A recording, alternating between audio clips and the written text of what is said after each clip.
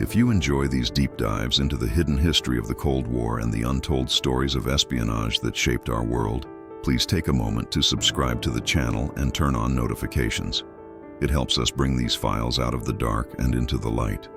On a rainy Tuesday morning in October 1983, a man named Frank Miller lay on a mechanic's creeper, sliding beneath the chassis of a yellow International Harvester school bus. Frank was the lead mechanic for the Montgomery County Transport Depot in Maryland, just outside Washington, D.C. He had been fixing buses for 20 years, and he knew every bolt, every weld, and every wire in the fleet. He was a creature of habit, a man who took pride in the safety of the vehicles that carried the community's most precious cargo. But on this particular morning, as rain drummed against the metal roof of the depot, Frank found something that didn't belong. He was tracing a fault in the rear brake light wiring of bus number 442.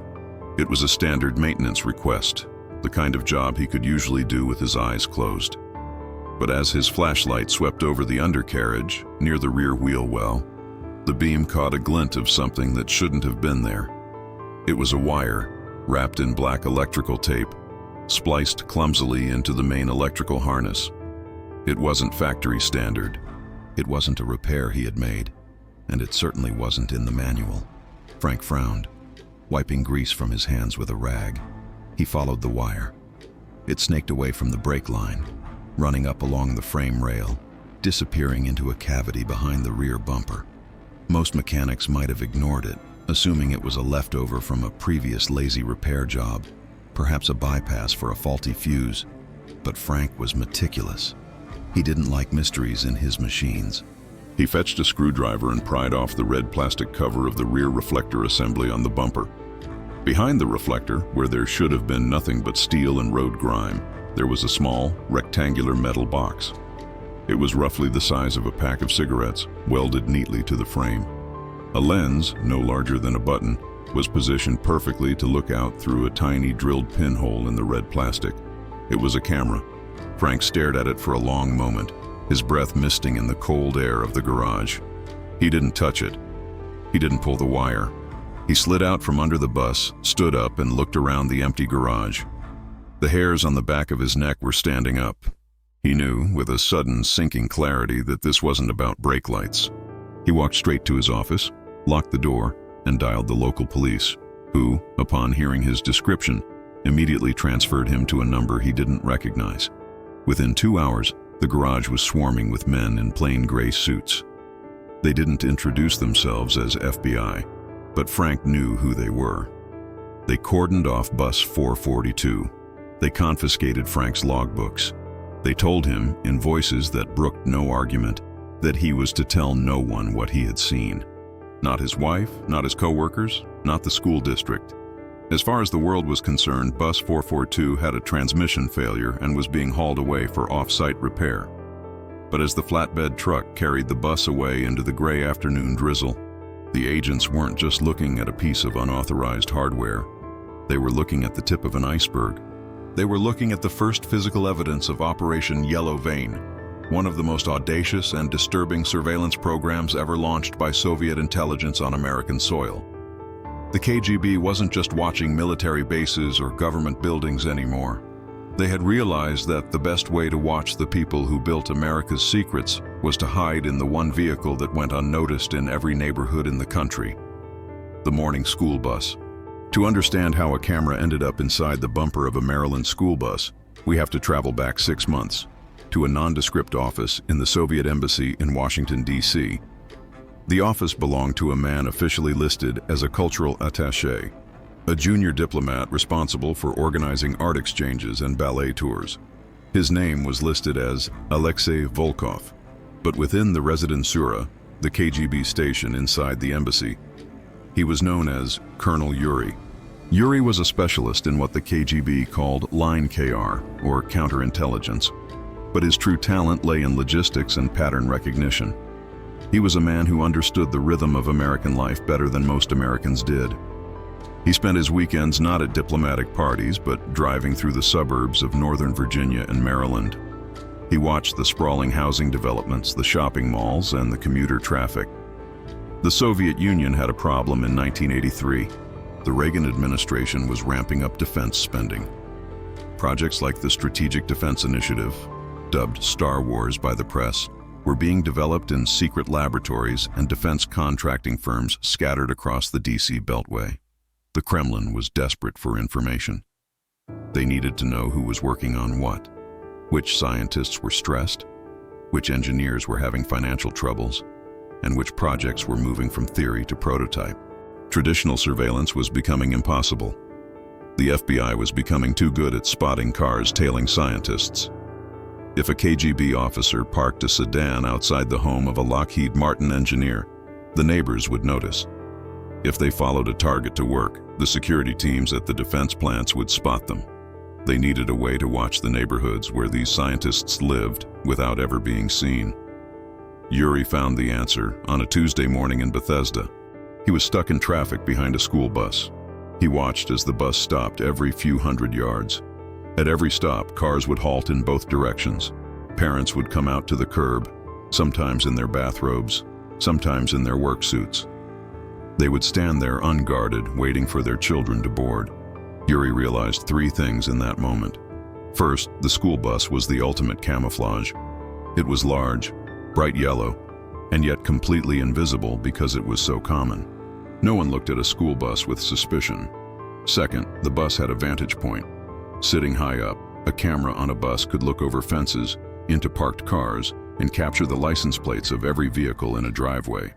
Third, and most importantly, the bus schedule was predictable. It was a surveillance platform that ran the exact same route, at the exact same time, 5 days a week. He brought the idea to his superiors. They were skeptical. The technical challenges were immense. How would they retrieve the film? How would they power the devices? But Yuri had a plan for that too. He didn't need to infiltrate the school district's administration. He just needed one person, one invisible man with access to the garage. The target was the tech corridor in Maryland, home to employees of NASA, the National Security Agency, and half a dozen major aerospace contractors. Yuri mapped out the bus routes. He overlaid them with the home addresses of suspected defense workers. One route stood out, Route 19. It wound through a specific subdivision where intelligence indicated at least 4 high-level cryptographers and 2 guidance system engineers lived. Yuri named the operation Yellow Vein. The logic was simple. The buses were the veins of the community circulating through the suburbs every morning and afternoon. If the KGB could tap into those veins, they could monitor the health of the American defense industry without ever stepping foot in a secure facility. They could see who was driving a new car, indicating money troubles or a payoff, who was coming home late, who was having arguments in the driveway. It was a psychological profile built from thousands of stolen images. Dr. Robert Vance lived in a colonial-style house on Elm Street, a quiet cul-de-sac in Rockville. To his neighbors, he was a mild-mannered statistician for the Department of Commerce. In reality, Vance was a senior analyst for the Naval Surface Warfare Center. He was working on the guidance algorithms for the new generation of submarine-launched ballistic missiles. His work was classified top-secret, sensitive, compartmented information. Vance was a man under immense pressure. The project was behind schedule, and he was working 18-hour days. His marriage was straining under the weight of his silence. He couldn't tell his wife why he was always tired, why he couldn't sleep, why he jumped when the phone rang. Every morning at 7:15 a.m., Vance walked his 8-year-old daughter, Sarah, to the bus stop at the corner. He carried a leather briefcase that contained his lunch and, occasionally, notes he shouldn't have brought home. He would stand at the corner, smoking a cigarette, waiting for the bus. For 3 months in late 1983, Vance was the unknowing star of a KGB production. Bus 442, the very bus Frank Miller would later inspect, stopped at that corner every morning. The camera hidden in the rear bumper wasn't just pointing at the road, it was angled specifically to capture the sidewalk and the driveways as the bus pulled away. The images, grainily developed in a basement darkroom in the Soviet compound, told a story. They showed Vance looking increasingly haggard. They showed him arguing with his wife in the driveway. Crucially, they showed him meeting a man in a blue sedan 2 blocks away from his house. A meeting that happened 3 minutes after the bus dropped his daughter off in the afternoon. The camera on the bus captured the license plate of the blue sedan. The KGB ran the plate. It belonged to a private investigator. Why was a top naval scientist meeting a PI? Yuri and his team dug deeper. They discovered Vance had a gambling problem, a debt he was trying to hide from the Navy's vetting process. The PI was a debt collector. This was exactly the kind of leverage the KGB needed. They didn't need to steal the missile plans, they just needed to own the man who wrote them. And they found his weakness not through a high-tech satellite or a daring break-in, but because a camera on a school bus filmed him standing on a street corner, looking terrified. The brilliance of the scheme was its passivity. Vance never saw a spy. He never saw a tail. He just saw the bus that took his child to school. The bus became a rolling panopticon. It wasn't just Vance. The camera on Route 19 cataloged every car in the neighborhood. It noted when the CIA officer across the street went on vacation, signaled by the accumulation of newspapers visible from the bus's height. It noted when the NSA mathematician bought a boat he couldn't afford on a government salary. The bus was gathering what intelligence professionals call pattern-of-life data. It was mundane, boring, and utterly lethal in the hands of a skilled analyst. But the KGB had made a mistake. In their arrogance, they assumed that American mechanics were lazy, that no one would look closely at a dirty bus bumper on a rainy Tuesday. They underestimated Frank Miller. The FBI investigation, led by Special Agent Douglas Kane, moved with quiet, terrifying speed. Once the device on Bus 442 was confirmed to be a camera, a sophisticated, customized 35mm unit with a high-capacity film magazine, Kane knew they had a mole. A device like that couldn't be installed in a driveway in the middle of the night. It required welding, wiring, and time. It had to have been done inside the depot. Kane and his team set up a command post in a motel room 2 miles from the bus depot. They couldn't storm the place and interrogate everyone. That would tip off the handler. If there was a mole, he was communicating with someone. They needed to catch the installer and the person collecting the film. They began by background checking every employee at the depot. There were 40 mechanics, drivers, and cleaners. Most were locals, guys who liked football and beer and complained about taxes. But one file stood out. Arthur "Artie" Lewis was a night shift cleaner and junior mechanic. He was 29, quiet, a bit of a loner. His financial records showed a series of cash deposits into his bank account over the last year. Not huge amounts, $500 here, $300 there, but enough to cover the payments on a new Camaro that a janitor shouldn't have been able to afford. Kane ordered physical surveillance on Lewis. They watched him work the graveyard shift. Lewis was diligent, perhaps too diligent. He often volunteered to wash the buses that had just come in from their routes. It was the perfect cover. Under the guise of scrubbing the mud off the rear bumpers, he could swap out the film magazines. On a Thursday night, 2 days after the camera was found, agents watching through telephoto lenses from a van parked across the street saw Lewis at work. He wasn't washing Bus 442, that was gone, but he was working on Bus 309. The agents watched as Lewis knelt behind the bus. He reached up under the bumper. His movements were practiced, quick. He wasn't cleaning, he was retrieving. He pulled a small black cassette from the hidden compartment and slipped it into the pocket of his coveralls. Then, he took a fresh cassette from his other pocket and clicked it into place. The exchange took less than 10 seconds. Kane held his team back. "Don't take him yet," he ordered over the radio. "We need to see where he takes the film." Lewis finished his shift at 6:02 a.m. He drove his Camaro out of the depot lot, blissfully unaware that he was being followed by 4 unmarked bureau cars and a surveillance aircraft circling at 10,000 feet. He didn't go home. He drove south towards Rock Creek Park. The location was classic tradecraft, a dead drop. Lewis pulled into a picnic area that was deserted at that hour. He walked to a specific trash can, the kind with a heavy metal flap. He didn't put trash in it. He reached under the rim of the can, where a magnetic box could be stuck to the metal. He placed the film cassette there. He then walked to a hollow tree stump 50 yards away. He reached inside and pulled out a white envelope. Payment. Lewis got back in his car and drove away. The FBI agents were left with a dilemma. If they arrested Lewis now, the KGB officer coming to pick up the film would see the trap. If they waited, they risked losing the film, or the film being picked up by a diplomat with immunity. Kane made a call that would define the rest of the operation. "Leave the film," he said. "We wait for the pickup. We want the handler." While the surveillance team waited in the damp woods of Rock Creek Park, the technical analysis of the camera from Bus 442 was yielding frightening results at the FBI laboratory in Quantico.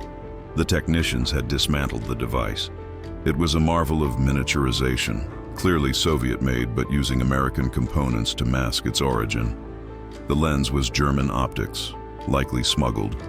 The shutter mechanism was silent, dampened by rubber gaskets. But the most ingenious part was the trigger. The camera wasn't recording video. That technology was too bulky and power-hungry for 1983. It was a still camera. It was wired into the bus's braking system, but with a delay timer. It didn't take a picture every time the bus stopped, which would have wasted film on red lights and stop signs. It was connected to the door mechanism. The camera only armed when the bus door opened, meaning a passenger stop. Then it waited until the door closed and the bus began to move. As the bus accelerated, the camera fired a rapid burst of 6 frames. This timing was calculated perfectly to capture the area around the bus stop as the vehicle pulled away, getting clear shots of the parents, the cars, and the houses. The film cartridge held 500 exposures. That meant the camera could run for a week without needing service. But the most chilling discovery came when the FBI widened their search. Based on Lewis's access and the route maps found in his locker, which they covertly searched while he was at the park, the Bureau realized this wasn't just about Route 19. Lewis had access to the entire fleet. Under the cover of darkness, agents swept the depot. They found cameras on 12 buses. 12 buses, covering routes that encircled the Naval Surface Warfare Center, the Goddard Space Flight Center, and the residential neighborhoods of 3 separate defense contracting firms. The KGB had effectively built a surveillance net that covered the entire northern sector of the DC suburbs. They were watching everyone. The sheer volume of data the Soviets must have been collecting was staggering. They weren't just looking for specific targets. They were fishing. They were looking for the alcoholic wife, the rebellious teenager, the secret affair, the new expensive car. They were looking for any crack in the facade of American suburban life that they could pry open with blackmail. The FBI realized that Yellow Vein was one of the most sophisticated intelligence-gathering operations they had ever seen, precisely because it was so low-tech. It exploited the openness of American society. It used the school system against the state. Kane sat in the command center, looking at the map of the bus routes. Red lines crisscrossed the map like a web. "They've mapped us," he whispered to his partner. "They know when we wake up, when we leave, and who we kiss goodbye. They know everything." Back in Rock Creek Park, the hours ticked by. The sun rose, burning off the morning mist. Joggers began to appear on the trails. The FBI agents, disguised as park maintenance workers and birdwatchers, waited. Their eyes were fixed on the trash can. At 10:14 a.m., a gray sedan with diplomatic plates entered the parking lot. The agents tensed. They recognized the car. It belonged to the Soviet embassy. The driver was known to them, but he was a low-level staffer, a driver, not an intelligence officer. The car stopped. The driver didn't get out. He sat there for 5 minutes reading a newspaper. He was checking for surveillance. He was looking for the same things the FBI was looking for: a van that didn't belong, a person loitering too long. Satisfied, or perhaps just careless, the driver got out. He walked to the trash can. He carried a McDonald's bag, seemingly just a litter bug throwing away his breakfast. He dropped the bag into the can, but as his hand came down, he swept the underside of the rim. "He's got it," a voice crackled in Kane's earpiece. "Package is secured." The driver walked back to his car. He didn't go to the tree stump to leave money. Lewis had already been paid. This was a pickup only. As the Soviet car pulled away, Kane had to make a split-second decision. If they pulled him over, the driver would claim diplomatic immunity. The film would be in the diplomatic pouch, or his pocket, which he would claim was inviolable. They couldn't arrest him, but they could burn him, and they could burn the operation. "Let him go," Kane said. "Follow him. We need to see who processes this. We need to know who the brains are." The sedan drove straight back to DC, but it didn't go to the embassy. It went to a safe house in Alexandria, a townhouse rented under a false name. The driver went inside. The FBI set up a perimeter. They couldn't bug the house quickly enough. but they could use laser microphones on the windows. They could watch who came and went. That evening, a man arrived at the townhouse. He arrived in a taxi. He was tall, wearing a trench coat. He entered with a key. When Kane saw the telephoto pictures of the man, he slammed his fist on the table. Got him. It was Alexei Volkov, Colonel Yuri, the cultural attaché. The FBI had suspected him of being KGB, but they had never been able to pin an active operation on him. He was a ghost. Now, he had walked right into the processing center for the stolen film. Inside the townhouse, Yuri was feeling triumphant. The take from this week was good. The bus on the Route 19 run had captured incredible photos of Dr. Vance arguing with the debt collector. They had enough to approach Vance now. They would make their move on Monday. Yuri sat in the makeshift darkroom in the townhouse bathroom, the red light bathing the developing trays. He watched the images appear on the paper. The suburban streets of America, the secrets of the enemy, slowly resolving in the chemical bath. He smiled. He thought he was winning. He didn't know that outside, in a van parked down the street, Douglas Kane was listening to the hum of the ventilation fan in that dark room, and he was writing the warrant that would end Colonel Yuri's career. Before they could take down the diplomat, the FBI needed to secure the witness. Arthur "Artie" Lewis was arrested quietly as he arrived for his shift at the depot that night. There were no sirens, no guns drawn, just two agents stepping out of the shadows as he parked his Camaro. "Arthur Lewis?" one agent asked. "We'd like to talk to you about your photography hobby." Lewis crumbled instantly. He wasn't a hardened spy. He was a man with debts and a grudge against a system he felt had left him behind. In the interrogation room, stripped of his coveralls and his confidence, he spilled everything. He told them how he had been recruited. It wasn't in a dark alley. It was at a bar in Baltimore. He had been complaining about his boss, about money. A friendly stranger had bought him a drink. The stranger listened. The stranger offered a way to make easy money, just for doing a little extra maintenance work. "I didn't think it was hurting anyone," Lewis stammered, his hands shaking. "They said it was for traffic studies. They said they were a private consulting firm trying to optimize school routes to save gas. Traffic studies don't pay in cash left in tree stumps, Artie," Agent Kane said, leaning across the metal table. "And traffic studies don't use cameras hidden in bumpers. You knew." Lewis looked down. I guessed it was something illegal. Maybe private investigators watching for insurance fraud. I didn't know it was the Russians. I swear to God, I didn't know it was the Russians." The tragedy of Artie Lewis was the tragedy of many Cold War assets. He wasn't an ideologue. He was just greedy and naive. But his naivety had exposed the families of hundreds of key defense personnel to hostile surveillance.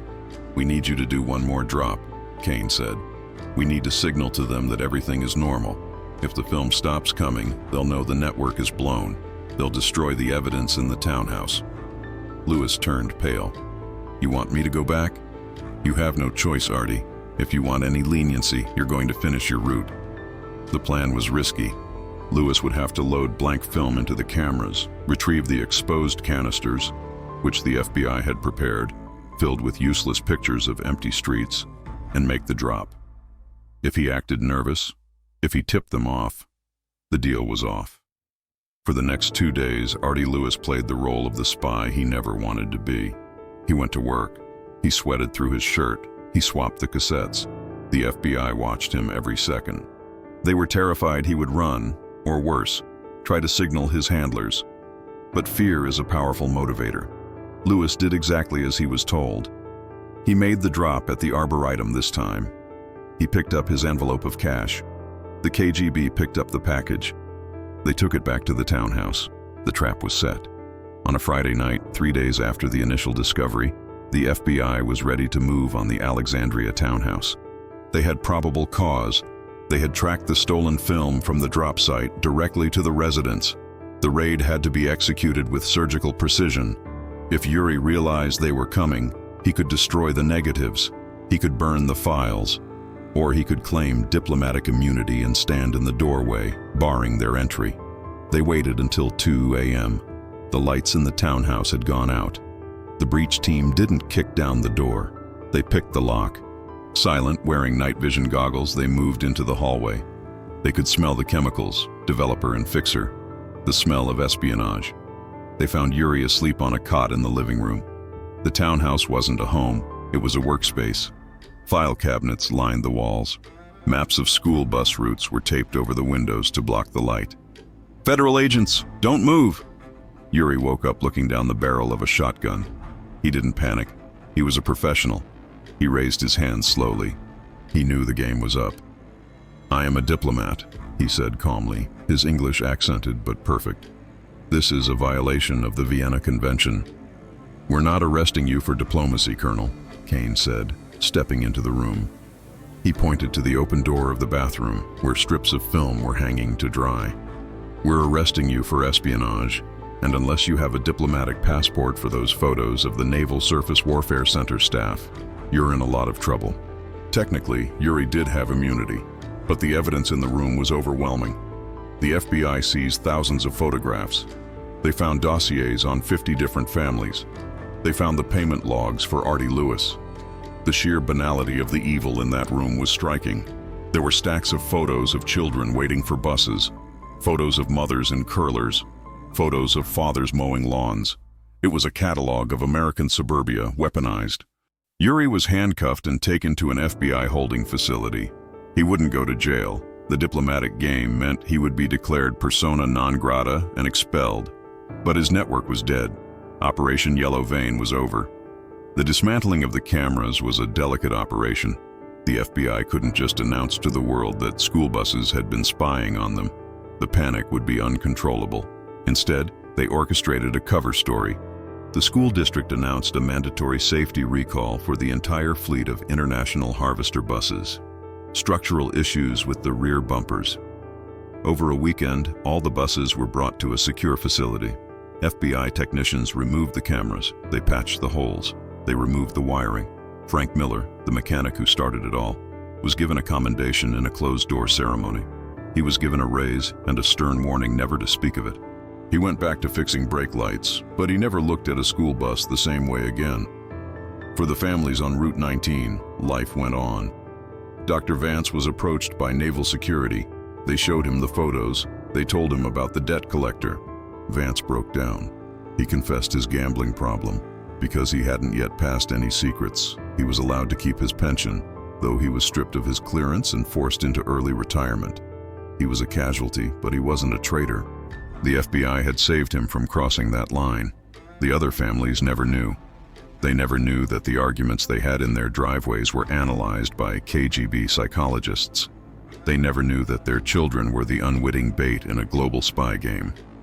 The expulsion of Alexei Volkov was a quiet affair. There were no headlines.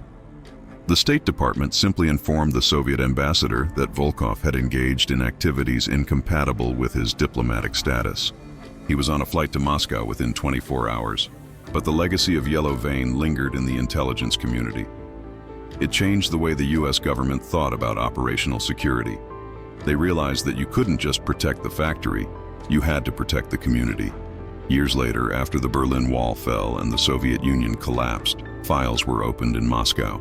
A researcher found the Yellow Vein dossier. It contained a final report written by Yuri. In it, he lamented the failure of the operation, not because the idea was bad, but because of the unpredictable vigilance of the American worker. He wrote about the mechanic, Frank Miller, with a strange kind of respect. "We accounted for the FBI," Yuri wrote. "We accounted for the police. We did not account for a man who simply cared that a brake light was wired incorrectly." The photos from the buses were never destroyed by the KGB. They sit in an archive in Russia today, a frozen, grainy time capsule of 1983 America. They show a country on the edge of the future, unaware that it was being watched from the bumper of a yellow bus. Artie Lewis served 5 years in federal prison. He died in 2005. He never owned a Camaro again. The story of the school bus cameras remains a footnote in the history of the Cold War, overshadowed by stories of nuclear submarines and double agents. But it is perhaps the most terrifying story of all, because it happened on our streets, in front of our houses, involving our children. It reminds us that in the world of espionage, there is no such thing as off-limits. There is only the target and the means to reach it. And sometimes the spy isn't a man in a tuxedo holding a martini. Sometimes it's just a yellow bus stopping at the corner, its mechanical eye blinking open for a fraction of a second, stealing the soul of a neighborhood one frame at a time.